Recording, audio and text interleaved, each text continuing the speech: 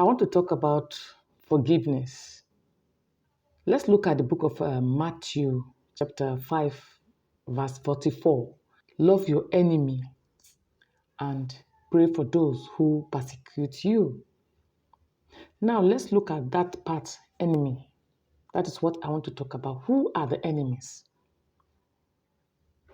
Jesus wasn't talking about the devil himself in this particular phrase. Jesus was talking about human beings that are our enemies. We have enemies that is the devil himself. And you know what the enemy wants? The devil wants himself. The devil wants to get your soul to himself, right? That is the main major enemy that we have. Now, these other human enemies are enemies that the devil manipulate. Why the devil use them is because they gave room to the devil to use them, to be manipulated, to now become your enemy. So now Christ is asking you, he's saying that you should forgive those people.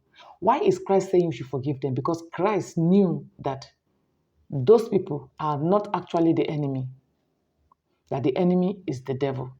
That's what Jesus said, forgive your enemy. He said, pray for those who persecute you. And what does prayer do? Prayer nullify things, okay? Prayers repair things. Whatever the situation, prayer repair it. Now, he said, pray for them.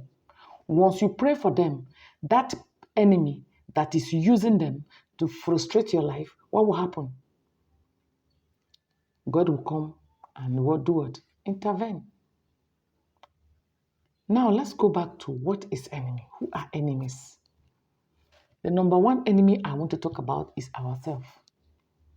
Because without you forgiving yourself as the first enemy of your life, it is very difficult to forgive anyone. Do you understand that?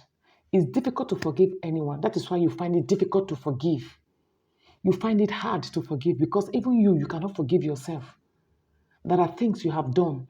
There are things that are working against you, unknowingly to you that you are the cause of those things. And those things, you cannot forget them. They are there. So those things can be the enemy of your life.